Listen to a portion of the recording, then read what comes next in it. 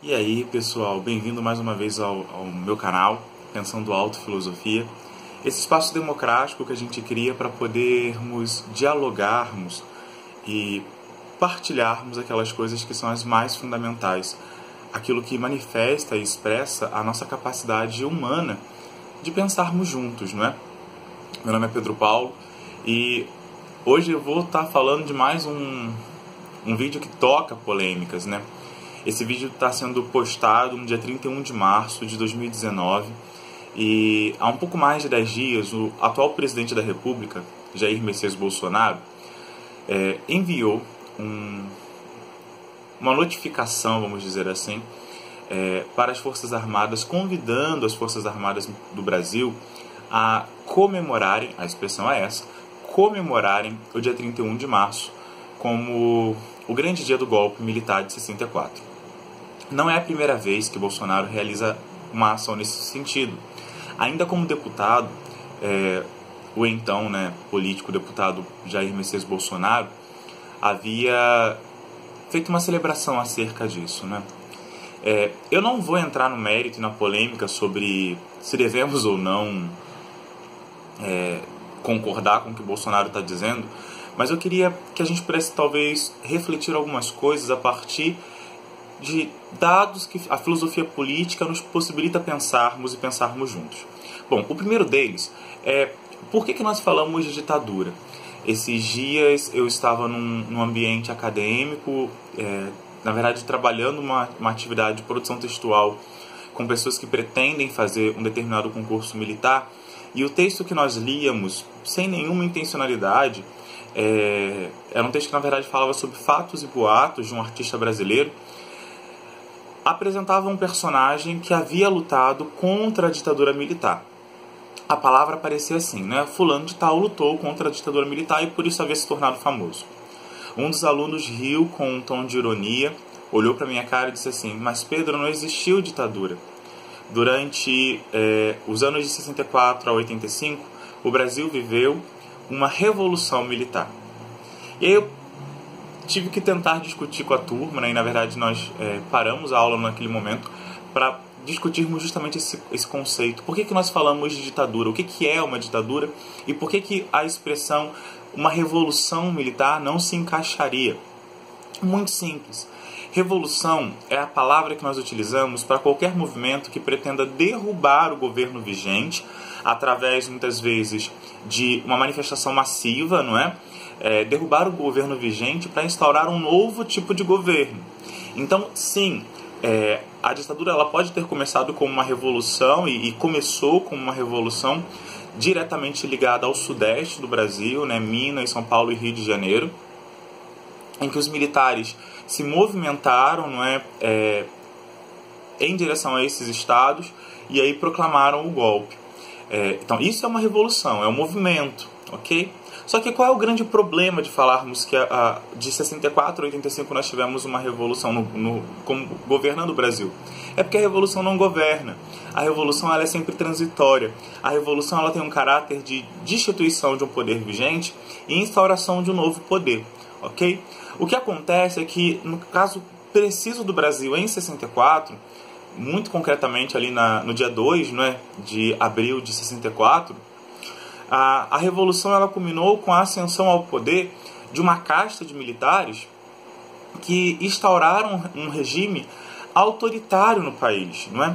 Um regime que, aos poucos, ou de uma maneira, eu vou dizer assim, de uma maneira paulatina, mas muito escrachada, foi eliminando e extinguindo os direitos fundamentais políticos básicos, né? O primeiro ato institucional, que já não era previsto na Constituição de 46, né? É uma manobra jurídica que se inventou para legitimar esse poder. O primeiro ato institucional, ele já é um ato institucional restritivo. Ele já restringia os direitos políticos de mais de 100 pessoas, de mais de 100 cidadãos, sem a possibilidade de uma ampla defesa. Ora, quando eu tiro do outro a possibilidade do local de fala, a possibilidade de fala, a possibilidade de ser escutado em igualdade, eu estou tirando da nação, do solo do país, aquilo que fundamenta a democracia, né? Só para a gente lembrar, quando a democracia nasce lá na Grécia, ela nasce justamente como um espaço de discussão ampla. A democracia nasce nas ágoras, ou seja, naquele local em que os cidadãos podem se reunir para falar. E aí, se eu tiro essa possibilidade do outro de falar e ser escutado com a sua identidade, com a sua dignidade respeitada e preservada, eu estou minando a democracia. Bom, essa é a primeira coisa. A segunda coisa é que esse governo autoritário, ele se coloca, não é, com uma truculência, uma violência muito grande, a partir da qual o outro é sempre visto como um inimigo potencial e eu posso utilizar a força de qualquer modo sem ter que prestar contas jurídicas da força que estou exercendo. E terceiro, quer dizer, o próprio Poder Executivo, ele acumula para si todas as funções judicativas, ou seja, as funções do judiciário, e legislativas, a função daqueles que criam a lei. Então, nós podemos falar sem medo, sem equívoco de sermos ideológicos, que o período no Brasil, ele foi um período de ditadura, não é? Ele caracteriza uma ditadura por uma série de questões definitórias. E aí muita gente diz assim, Pedro Paulo, porque é o argumento que inclusive o atual presidente utilizava antes de ser eleito presidente, é que a ditadura no Brasil, ela não era ditadura porque ela não matou tanto como as outras ditaduras na América Latina ou em outros lugares. Só que qual é o problema? A gente não qualifica a ditadura pelo número de corpos apenas. A ditadura é um regime de governo. Então, o que qualifica um país como ditatorial ou não é o regime de governo que se instaura ali. A ditadura não é só ditadura pela quantidade de corpos. E a gente não pode ficar comparando, né, a capacidade negativa que um espaço geográfico teve, uma realidade histórico-social teve, com outra para poder qualificar as coisas. Se eu pudesse fazer uma comparação, talvez não muito feliz, mas ainda assim uma analogia, a gente não pode dizer que o câncer de pele é menos câncer porque ele não afeta, o fígado. Ora, é câncer, entende? Porque o que qualifica o câncer é objetivamente aquilo que ele é, não simplesmente as manifestações fenotípicas que eu posso observar ou não. Então, a primeira coisa que a gente precisa fazer, esse primeiro recorte já foi feito, não é? Depois, uma outra coisa que é interessante nós pensarmos é que a ditadura, ela desconfigura o papel do Estado. E na verdade, a motivação para o vídeo de hoje era a gente poder discutir um pouco o que é o Estado no pensamento de Hobbes, não é? De modo geral, lá no entorno do século XVI e XVII, os contratualistas, então Hobbes, Locke, Rousseau, eles fazem uma investigação filosófica para entender o que é o Estado e qual é o papel do Estado na vida das pessoas. Eu vou me ater nesse vídeo precisamente à obra O Leviatã, de Thomas Hobbes, que foi publicada na primeira metade ali do século XVII, em 1651. Nessa obra, o Hobbes ele deixa muito claro que o homem, ele abre mão do seu estado de natureza, ou seja, ele abre mão da sua liberdade, da sua potencialidade de realizar as coisas independente de um poder superior, não é? Para gerar duas coisas, que segundo Hobbes, são leis naturais presentes na condição humana pela racionalidade. O homem abre mão do estado de natureza para viver em segurança e em paz. Então, as duas funções que o Estado deveria cumprir ao nascer, ao ser estabelecido o pacto que dá origem ao Estado, ao se constituir o Estado através de um contrato social, segundo Hobbes, era que o cidadão tivesse garantido a segurança. E aí, quando a gente fala de segurança em Hobbes, a gente está falando de uma segurança ampla, não é? É a segurança dos corpos, é a segurança social, é a segurança de produção e paz. E paz entendida como ausência de guerra, paz entendida como soberania do Estado garantida, paz entendida como o ordenamento legal cumprido, não é? Isso que a gente está entendendo como paz. E por que eu vinculo o tema de hoje, em que nós estamos aí em diversas plataformas combatendo a noção de ditadura e tentando explicar por que a ditadura é ruim com a obra do Hobbes? Porque na ditadura o que acontece é que há uma perversão desse conceito central do Estado. O Estado, que deveria ser aquele que me garante segurança e paz, é o elemento que estabelece a insegurança e que dissipa a paz, né? Entendendo que estabelece a insegurança por quê? É a partir da instauração da ditadura. É o que também a Hannah Arendt vai falar lá no Origens do Totalitarismo. A partir da instauração da ditadura, eu olho para o Estado não mais como aquele que me propõe ou como aquele que me garante, não é, a possibilidade de viver, mas como aquele que de algum modo também é uma ameaça para mim. Eu crio um pavor, um pânico em relação à figura do Estado. E aí é uma coisa que é terrível, porque algumas pessoas, com um pouco de ignorância histórica, dizem o seguinte: mas na ditadura só foram torturados as pessoas que eram terroristas, o que é um equívoco, né? O sistema de investigação da ditadura no Brasil, ele era um sistema profundamente injusto, arbitrário e com baixo teor tecnológico, o que significa que muitas pessoas foram torturadas, mortas, presas, violentadas, sem ter nenhum envolvimento político. E ainda que tivessem, é aí que está uma coisa que a polarização atual tem também minado da discussão política. Ainda que o outro tenha uma divergência ideológica acerca do posicionamento político, isso faz parte da democracia. Quer dizer, eu não tenho o direito de silenciar o outro, de torturá-lo ou de condená-lo à morte, porque o seu posicionamento político é diferente do meu. Se o meu posicionamento político é o melhor, e eu tenho consciência disso, então que através do diálogo, através da fala, através da razão, eu possa propô-lo nas ágoras existenciais. Hoje, uma das grandes ágoras são as plataformas digitais de meio de comunicação, que inclusive foi o local em que a não melhor opção venceu as eleições, entende?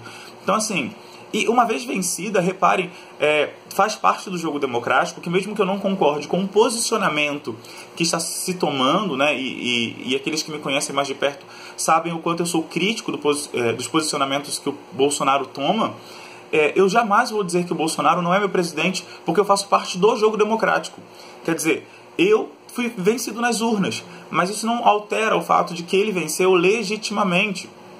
E apesar de eu não concordar com ele, reconheço nele aquilo que dá segurança e paz. Então reconheço nele o contrato social que havia sido estabelecido muito anteriormente, que é justamente o contrato social democrático.